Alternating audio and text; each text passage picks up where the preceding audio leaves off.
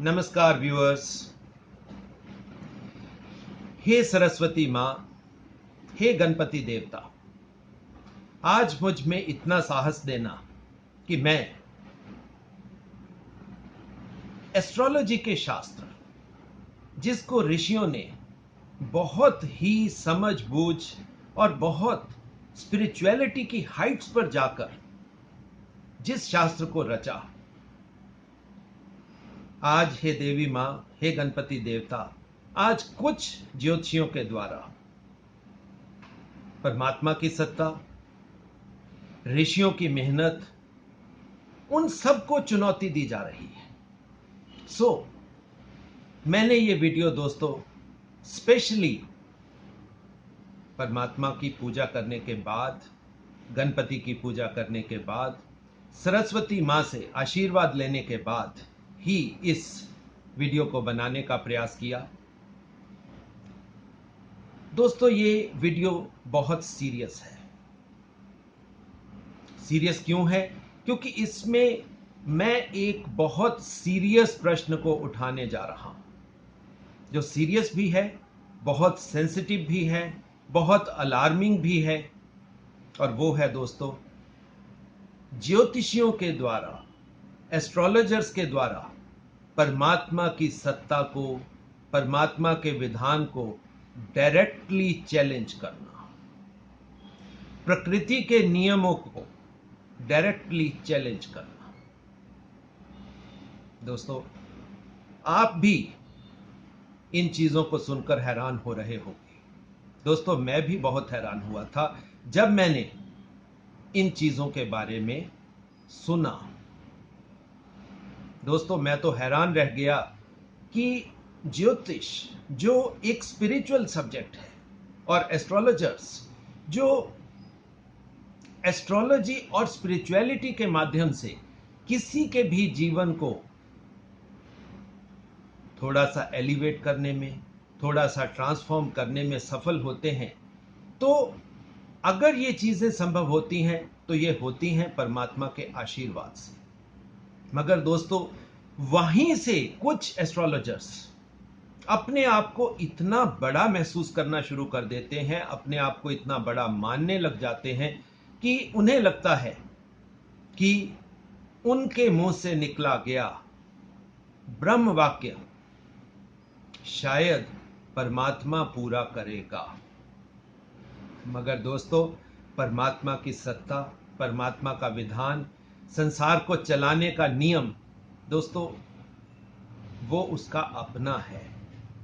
उसमें अगर कोई भी एस्ट्रोलॉजर, इंक्लूडिंग मी, अगर कोई भी चाहेगा कि उसमें थोड़ा सा भी व्यवधान डालें, तो दोस्तों सबसे ज्यादा ब्रह्म शाप के भागीदार हम लोग होंगे।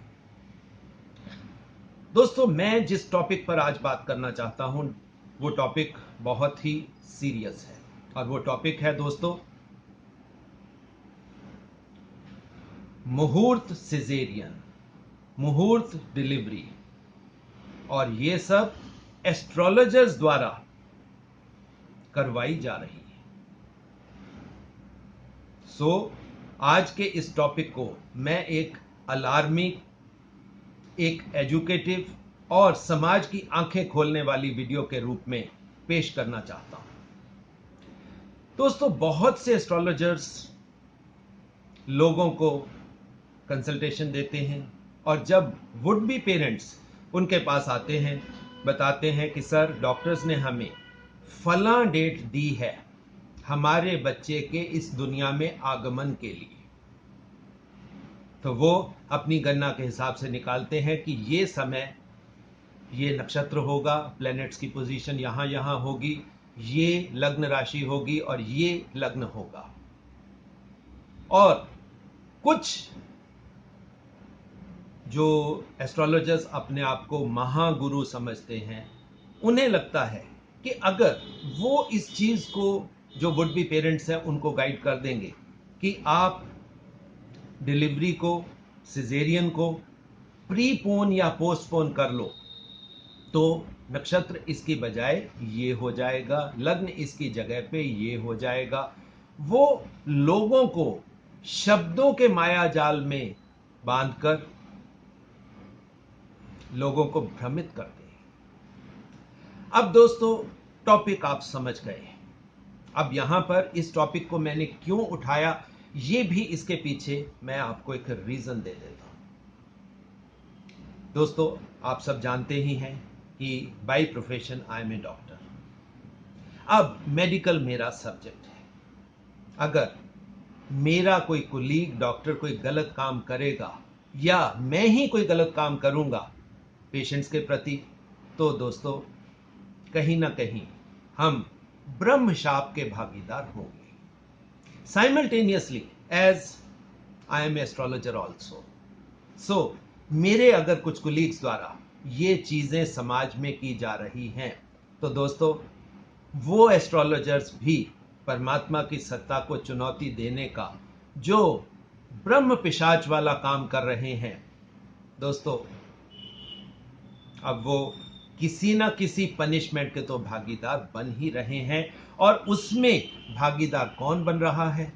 उसमें भागीदार बन रहे हैं जो वुड बी पेरेंट्स हैं, उनके रिलेटिव्स हैं, और जो डॉक्टर्स वो डिलीवरी या सिजेरियन कंडक्ट कर रहे हैं।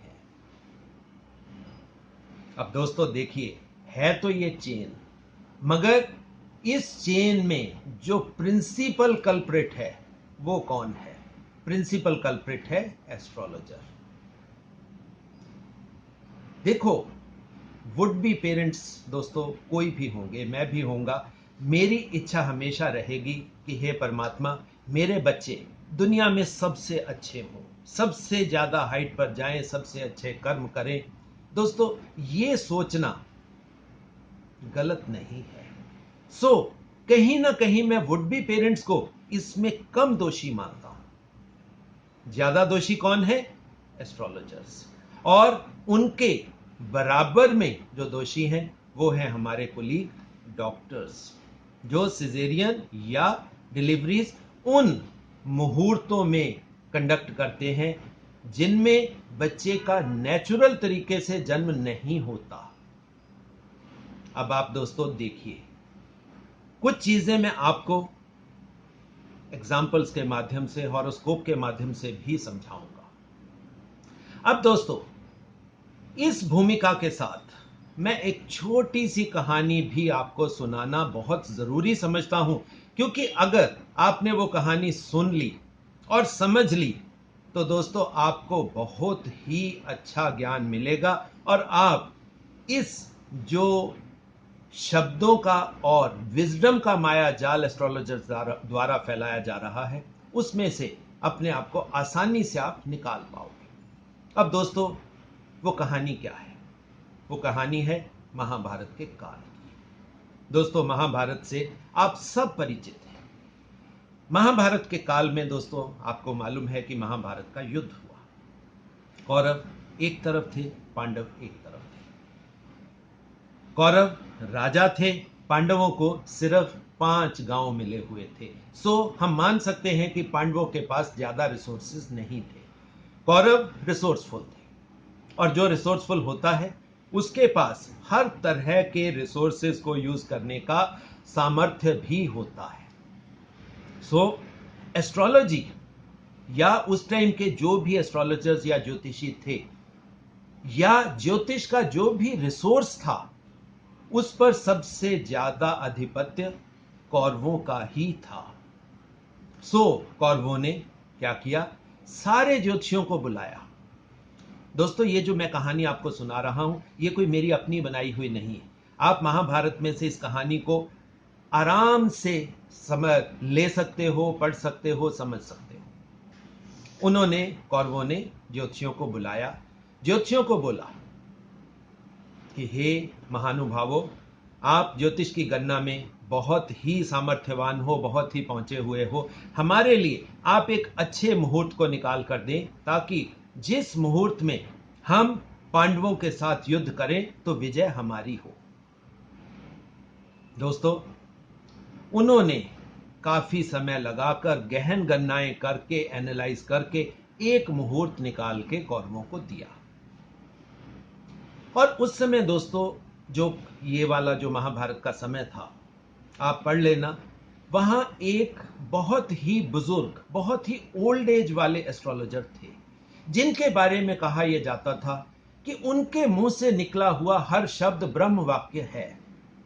सरस्वती उनके जिह्वा पर बैठी है, वो जो बोल देंगे वो पूरा होगा ही होगा।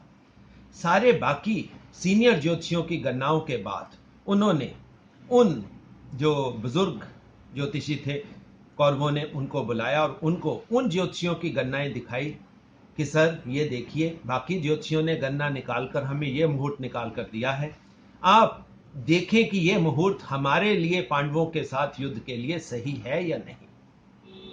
उन बुजुर्ग ज्योतिषी महोदय ने भी जब अपनी गणनाओं के हिसाब से और उन ज्योतिषियों की गणनाओं को मिलाया तो उन्हें भी लगा कि यही मुहूर्त कौरवों के लिए सबसे उत्तम मुहूर्त है। अब जब सबसे उत्तम मुहूर्त है तो कौरवों ने उसी मुहूर्त में महाभारत के युद्ध को लड़ने का निर्णय किया, और ये चीज आप महाभारत में पढ़ सकते हो। और कौरवों ने उसी मुहूर्त में युद्ध का प्रारंभ किया और वो निश्चिंत थे कि अब विजय हमारी ही होनी है। मगर दोस्तों, हुआ क्या? आप सब परिचित हैं कि युद्ध का परिणाम क्या हुआ। अब दोस्तों अपने आप बताइए कि एस्ट्रोलॉजर्स, आज के एस्ट्रोलॉजर्स तो उन हाइट्स पर हैं ही नहीं, क्योंकि आज के एस्ट्रोलॉजर्स, बहुत कम एस्ट्रोलॉजर्स हैं जो स्पिरिचुअल दुनिया को साथ में लेकर प्रेडिक्शन के पार्ट में या एस्ट्रोलॉजी के शास्त्र को करते हैं। और जो लोग करते हैं वो आज भी बहुत हाइट पर हैं, बहुत अच्छे प्रेडिक्शंस और बहुत अच्छे रिजल्ट्स देते हैं। और उस टाइम भी यही हुआ। महाभारत का जो रिजल्ट निकला वो आपको मालूम है कि कौरवों की हार हुई और पांडव जीते। अब जो असली इस कहानी का जो खास पॉइंट है वो है कि उसके बाद जो बचे हुए कुछ कौरव थे, जिनमें विदुर थे, विदुर बच गए थे। अब विदुर ने उन जो बुजुर्ग ज्योतिषी थे उनके पास वो गए, उनसे पूछा कि सर, आपकी प्रेडिक्शन थी कि विजय कौरवों की होगी अगर इस मुहूर्त में युद्ध किया जाए तो, मगर ये हुआ नहीं। तो उन बुजुर्ग ज्योतिषी ने जो कहा, आज की वीडियो में सिर्फ और सिर्फ उस वाक्य को समर्पित करता हूं। उन बुजुर्ग ज्योतिषी ने यह कहा कि हे विदुर,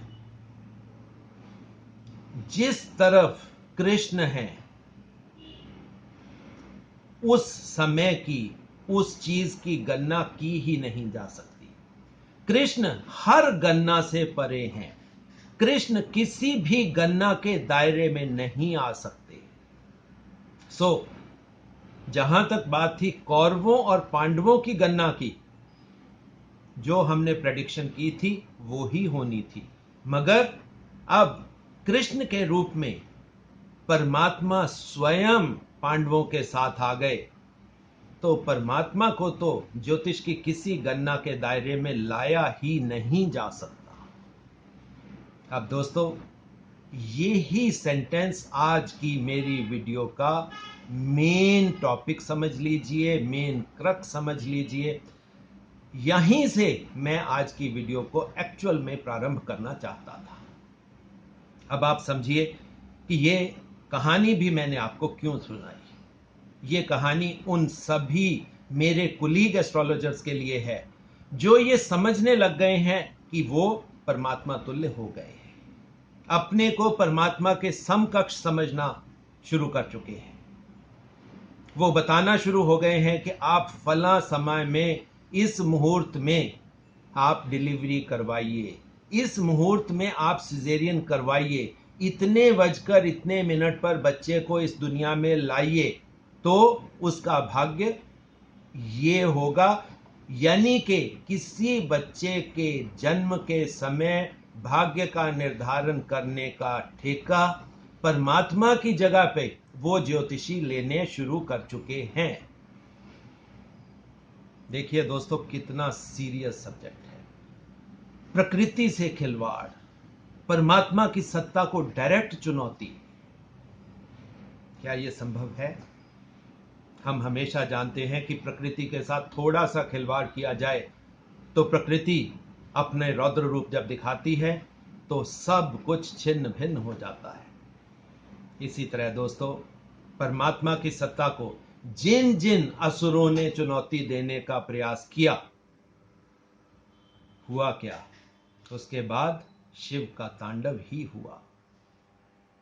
और शिव के तांडव के साथ आप लेकर चलना, नाश किनका हुआ? उन असुरी प्रवृत्तियों का नाश हुआ।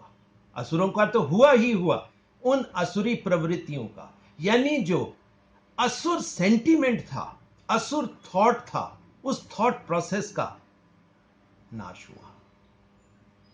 अब दोस्तों, यहां पर मैं अपनी वीडियो की शुरुआत भी करना चाहता हूं कि क्या हम एस्ट्रोलॉजर्स के कहने पर क्या किसी का भाग्य बदला जा सकता है? क्या जन्म के समय के परिवर्तन करने से किसी का भाग्य चेंज हो सकता है? क्या मुहूर्त डिलीवरी, मुहूर्त सिजेरियन करने से किसी बच्चे का फ्यूचर डेस्टाइन किया जा सकता है? दोस्तों, अगर यह हो सकता है तो सारा एस्ट्रोलॉजी का शास्त्र फेल है,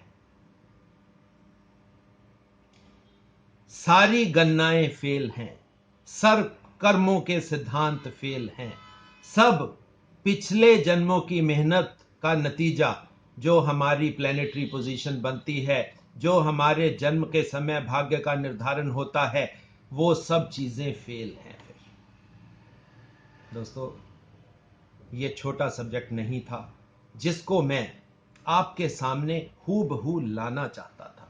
अब यहां पर मैं कुछ स्टैट्स भी आपको देना चाहता हूं, और वो स्टैट्स बहुत सीरियस हैं दोस्तों, मैं आपको बता दूं, मैं लुधियाना में प्रैक्टिस करने वाला डॉक्टर हूं। अब लुधियाना में जो छोटे हॉस्पिटल्स हैं दोस्तों, वहां तो ये फिगर 40-42% तक पहुंच चुकी है। जो बड़े हॉस्पिटल्स हैं, जिनको हम कॉरपोरेट की श्रेणी में लेते हैं, उन हॉस्पिटल्स में ये परसेंटेज बिटवीन 30 to 35 आनी शुरू हो चुकी है। सिर्फ जो बचे हुए हैं वो कौन है? वो सरकारी अस्पताल हैं। कारण क्या है? वहां पर जो मरीज जाते हैं उनको उन ज्योतिषियों को अफोर्ड करने की उनमें सामर्थ्य नहीं है, इस वजह से वो प्राकृतिक तरीके से ही अपने बच्चों का सिजेरियन या डिलीवरी करवाते हैं। अब दोस्तों, ये तो बात थी लुधियाना जैसे छोटे मेट्रोपॉलिटन सिटी की। अब बड़े मेट्रोपॉलिटन सिटीज का मैं आपको कुछ डेटाज आपके सामने रखता हूं। दोस्तों, सबसे important metropolitan city, capital of India, that is Delhi. Delhi में जितने बड़े हॉस्पिटल्स हैं, वहां सबकी फिगर 35 से 40% मुहूर्त डिलीवरी या मुहूर्त सिजेरियन की हो चुकी है। कोई भी इंडिपेंडेंट जर्नलिस्ट इस चीज की आराम से इन्वेस्टिगेशन कर सकता है और उसको पता लग जाएगा कि जो बात मैंने कही है वो अक्षरशः सत्य है, क्योंकि मैं परमात्मा को हाजिर नाजिर जानकर ये बातें कह रहा हूं। परमात्मा को सामने रखकर, परमात्मा का आशीर्वाद लेकर आज मैं ये बातें सब आपके साथ कर रहा हूं। सत्य बोलने में मेरे को कोई डर नहीं है, क्योंकि मां सरस्वती का आशीर्वाद मेरे ऊपर है। अब दोस्तों, हम आते हैं एक्चुअल सब्जेक्ट पर। ये मैंने दिल्ली के स्टैट्स आपको दिए, बॉम्बे के स्टैट्स इससे और ज्यादा भयंकर हो चुके हैं। कलकत्ता में कंपैरेटिवली थोड़ा सा कम है, क्योंकि वहां पर थोड़ा लो सोशियो इकोनॉमिक स्टेटस की जनता थोड़ी ज्यादा है। अब दोस्तों, जहां पर सोशियो इकोनॉमिक स्टेटस यानी कि पैसा थोड़ा सा भी ज्यादा होगा, जहां पर वुड बी पेरेंट्स ज्योतिषियों को अफोर्ड करने का सामर्थ्य रखते होंगे, वहां पर यह प्रॉब्लम ज्यादा होगी। पहले ज्योतिषी हायर करो, उसके बाद डॉक्टर्स को हायर करो और अपने बच्चे का भाग्य बदल लो। क्या आसान तरीका, क्या शॉर्टकट इस कलयुग में लोगों ने निकाल लिया। परमात्मा कहां गुम हो गया? दोस्तों, ये छोटी बात नहीं है। परमात्मा हमेशा रहेगा। परमात्मा कहीं नहीं जाने वाला, ना ही किसी बच्चे का भाग्य कहीं जाने वाला है। आपके डिलीवरी या सिजेरियन को प्रीपोन या पोस्टपोन करने से किसी का भाग्य नहीं बदलने वाला। हां, सिर्फ होगा क्या दोस्तों, यही तो राहु का माया जाल है जो आज इस वीडियो के माध्यम से मैं आपको समझाना चाहता हूं। माया जाल क्या होता है? माया जाल हमेशा राहु द्वारा फैलाया जाता है। राहु यही चाहता है कि लोग माया के चक्कर में पड़े। माया पैसा, माया भ्रम। पैसे से ही भ्रम बनता है, पैसे से ही भ्रम फैलाया जाता है और पैसे से ही हम पूरा जीवन भ्रम में जीकर उस जीवन को नष्ट करते हैं।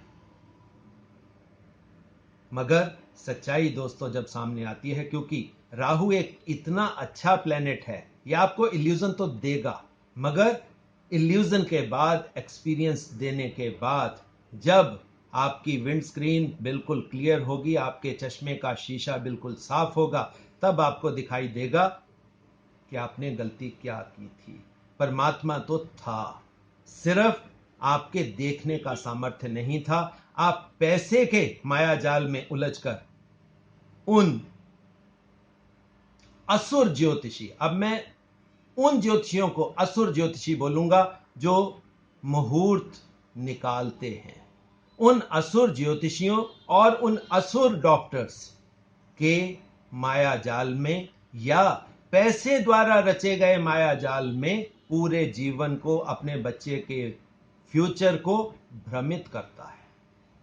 अब दोस्तों वीडियो के अगले सेक्शन में मैं आपको समझाऊंगा स्पेशली किन चीजों के बारे में जो हम हॉरोस्कोप के माध्यम से समझ सकते हैं। दोस्तों वीडियो के इस सेक्शन में आपका एक बार फिर स्वागत है। दोस्तों ये आप जो हॉरोस्कोप देख रहे हैं, ये हॉरोस्कोप एक सैंपल हॉरोस्कोप है। आप मानकर चलिए कि किसी भी बच्चे का जन्म अगर आज इस समय होगा तो कौन सी ग्रह दशा होगी, कौन सा लग्न होगा और कौन से नक्षत्र उसके जीवन को डायरेक्शन देने में समर्थ होंगे।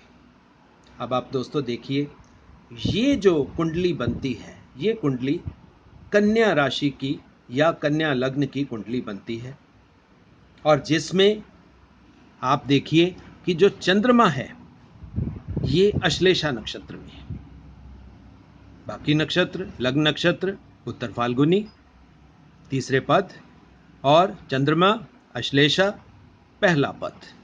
ये उस बच्चे के जातक का हॉरोस्कोप बनेगा। अगर मैं या मेरा कोई कुलीग ये समझता है कि अश्लेषा नक्षत्र क्योंकि विष के साथ संबंधित है, प्रॉब्लम्स हैं, सुपीरियरिटी कॉम्प्लेक्स है, तो इसको कहीं ना कहीं अगर बदला जा सके तो क्या किया जा सकता है, अब मैं इस हॉरोस्कोप के माध्यम से ही मैं आपको दिखाना चाहूँगा। तो हम क्या करते हैं, इसके टाइम को चेंज करते हैं। टाइम को कैसे हमने चेंज किया? हमने टाइम को चेंज किया, मॉर्निंग की जगह पे हमने क्या किया, इसको हमने इवनिंग का टाइम करके इसको हमने ओके कर दिया। अब आप देखिए अब क्या हुआ, ये बन गया पाइसेस, मीन राशि, मीन राशि का हॉरोस्कोप बन गया। मगर चंद्रमा दोस्तों यहां भी अश्लेषा नक्षत्र में ही रहा। लग्न उत्तर भाद्रपद, जिसको हम बहुत अच्छा नक्षत्र मानते हैं,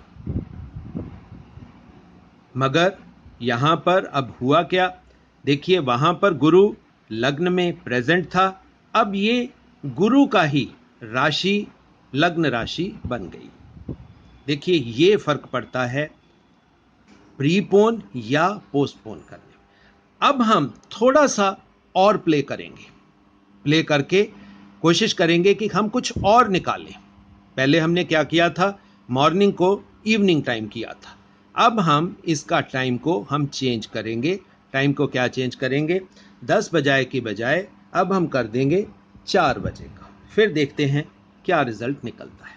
अब आप देखिए, अब ये जेमिनी राशि का हो गया ना, सॉरी जेमिनी नहीं, ये हो गया स्कॉर्पियो राशि का, जिसमें शनि रेट्रो होके प्रेजेंट है। लग्न हो गया ज्येष्ठा राशि का। मून फिर भी अश्लेषा नक्षत्र में ही रहा। अब दोस्तों, बच्चे के जन्म को ये हमने ऑलमोस्ट 12 घंटे की गेम कर ली, जिसमें हमने 12 घंटे पहले का, 12 घंटे बाद का और बीच का हमने चीजें देख ली। दोस्तों, अब ये किसी भी ज्योतिषी की गणना के ऊपर होता है कि वो उन नक्षत्रों से, उन प्लैनेट से किसको क्या बताता है। उसकी विजडम पर निर्भर करता है, उसकी एजुकेशन पर निर्भर करता है। और दोस्तों, यहां पर मैं आपको एक चीज बता दूं, मेरा मानना है कि परमात्मा द्वारा किया गया कोई भी कार्य कभी भी गलत नहीं होता, ना हो सकता है। परमात्मा अगर किसी बच्चे को किसी मुहूर्त में उसका जन्म करवाते हैं, तो वो मुहूर्त और वो जन्म का समय उसके लिए सर्वोत्तम है। अगर हम जन्म के समय को आगे या पीछे करने का दुस्साहस करते हैं, तो ये सिर्फ किताबी बात होगी। किसी की डेस्टिनी ना बदली है, ना बदलेगी।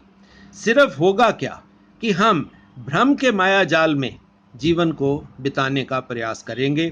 हमें लगेगा कि हमारी कुंडली में तो ये अच्छी चीजें हैं, मगर अब पता नहीं क्यों नहीं हो रही। फिर अंत में हम परमात्मा के चरणों में बैठते हैं, क्योंकि बच्चे को तो पता नहीं कि उसका हॉरोस्कोप चेंज हो गया है।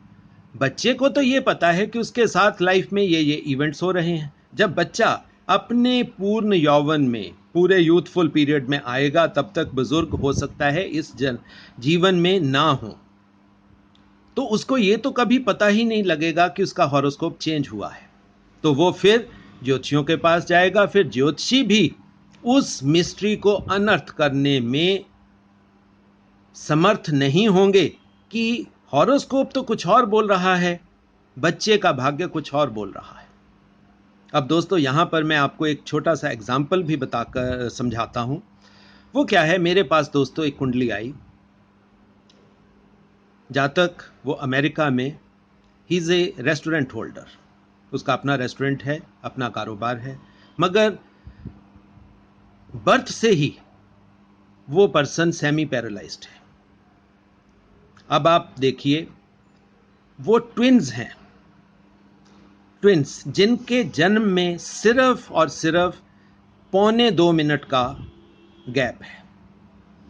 अब आप देखिए, जो ट्विन्स ने जन्म लिया, सिर्फ 1.25 मिनट का गैप आया।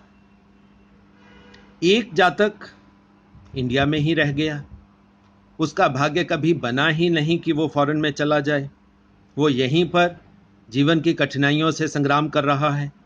और दूसरे का भाग्य इतना प्रबल कि उसको बहुत छोटे से टाइम से ही अमेरिका में जाने का सौभाग्य प्राप्त हुआ। मगर दोस्तों, वो ही जातक शुरू से, बचपन से, जन्म से सेमी पैरालाइज्ड है।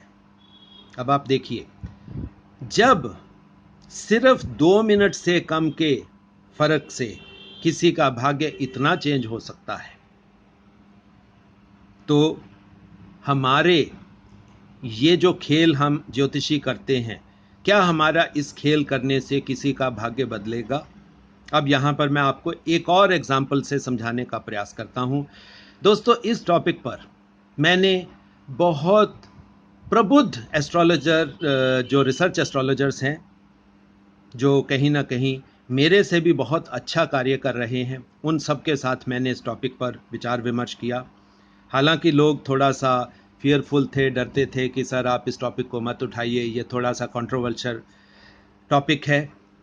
मगर दोस्तों, जो उनकी फाइंडिंग्स आई, एक फाइंडिंग से तो दोस्तों मैं भी हिल गया। वो क्या था? वो कहते कि अंडर प्रेशर मेरे को किसी इन्फ्लुएंशियल वीआईपी पर्सन के ग्रैंड सन का हॉरोस्कोप चेंज करने का मेरे को बना, गलती मेरे से हुई। कहता जब जो टाइम उन्होंने मेरे को बताया था कि इस टाइम में बच्चे का सिजेरियन हम सोच रहे हैं और डॉक्टर्स ने भी बोला है कि ये लास्ट समय होगा जब बच्चे का सिजेरियन किया जाता था। कहता जब मैंने उसकी कुंडली निकाली तो मेरे को लगा कि बच्चे के स्पीच में ट्रबल रहेगी। तो मैंने अपने कैलकुलेशन से उनको बोल दिया कि आप इस तरह करिए कि आप इसको 2 घंटे 2.25 घंटे इसको आप प्रीपोन कर लीजिए। तो उन्होंने मेरे कहे पर बच्चे का सिजेरियन प्रीपोन कर दिया।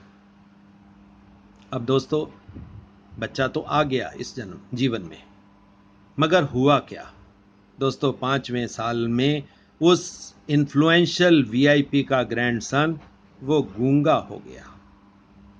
अब आप देखिए, अगर ये चीज है तो परमात्मा है, परमात्मा है तो भाग्य है, भाग्य है तो हमारे पिछले जन्म के कर्म हैं।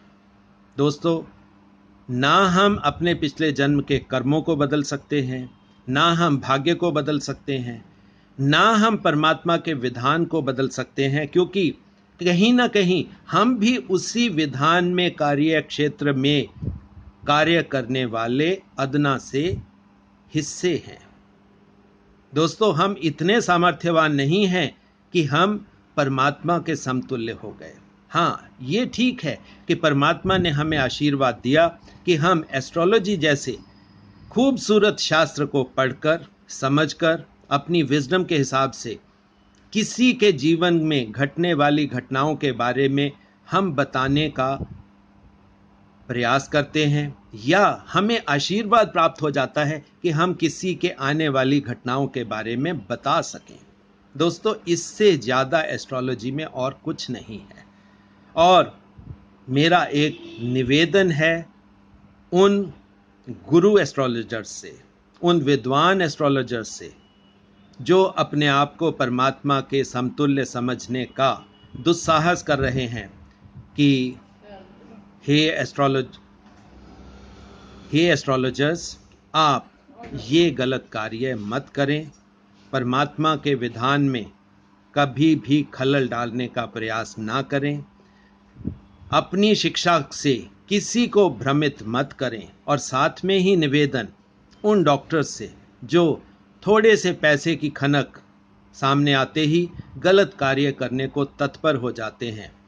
दोस्तों, ऐसे एस्ट्रोलॉजर्स, ऐसे पेरेंट्स और ऐसे डॉक्टर्स वो कहीं ना कहीं इस महापाप का हिस्सा बनते हैं। और कोई भी इंसान अगर कोई महापाप का हिस्सा बनेगा तो उसके भाग्य में ये चीज़ें ऐसे ही आ जाएंगी, और अगर ये चीज़ें ऐसे आती हैं तो वो उसके नुकसान के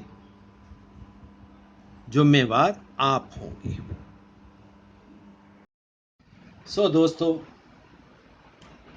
गलत कर्मों से, गलत चीज़ों से, गलत थॉट से बचो। दोस्तों, ये हमारा मोटिव भी है एज ए टीचर, ये हमारी रिस्पॉन्सिबिलिटी भी है कि आपको वार्न करें, आपको बताएं कि गलत कार्यों से क्या क्या हो सकता है। दोस्तों, अगर आपको ये वीडियो और ये टॉपिक अच्छा लगा तो वीडियो के नीचे लाइक सेक्शन में जाकर आप लाइक भी करें और कमेंट भी करें। और अगर आप चाहते हैं कि आप ऐसे ही किसी और टॉपिक के ऊपर वीडियो चाहते हैं तो आप मेरे को सजेशन भेजिए। और अगर हमारा चैनल आपको अच्छा लगता है एस्ट्रो इंटेलिजेंस का, आप इस चैनल को बढ़ाइए। मैं आपसे प्रॉमिस करता हूं कि आपको अच्छे से अच्छे टॉपिक पर ज़्यादा से ज़्यादा ऑथेंटिक नॉलेज, और ऑथेंटिक भी वैदिक ऑथेंटिक नॉलेज आप तक पहुंचाऊं। और दोस्तों, इस वीडियो में एक और ख़ास निवेदन। दोस्तों, मेरा फ़ोन नंबर 9881164480 है। अगर आप किसी भी एकेडमिक टॉपिक पर मेरे से बात करना चाहते हैं तो आप अपना प्रश्न वहाँ पर भेजिए। मैं आपसे डायरेक्ट आपके प्रश्न का समाधान खोजने का प्रयास करूँगा, बताने का प्रयास करूँगा। मगर छोटा सा निवेदन दोस्तों कि आप अपने पर्सनल हॉरोस्कोप की क्वेरीज़ के लिए प्लीज़ टेलीफोन मत करें, क्योंकि दोस्तों टाइम आपका भी उतना ही लिमिटेड है जितना मेरा टाइम लिमिटेड है। हाँ, रिसर्च और एस्ट्रोलॉजी की डेवलपमेंट के लिए मैं हमेशा हाजिर हूँ, मगर अगर आप अपना हॉरोस्कोप एनालाइज करवाना चाहते हैं तो आप उसी फ़ोन पर अपॉइंटमेंट लेकर अपना हॉरोस्कोप जांच करवा सकते हैं। अदरवाइज़ कोई आपका एकेडमिक टॉपिक है, कोई रिसर्च टॉपिक है जिस पर आप मेरे से परामर्श करना चाहते हैं, मेरे से बात करना चाहते हैं, तो आप अपना मैसेज उस पर छोड़ दीजिए, अपना टॉपिक उसको बता दीजिए, तो मैं आपसे पूरा प्रयास करूंगा कि मैं आपको उस टॉपिक के ऊपर अपनी विजडम के हिसाब से समाधान दूं। धन्यवाद दोस्तों।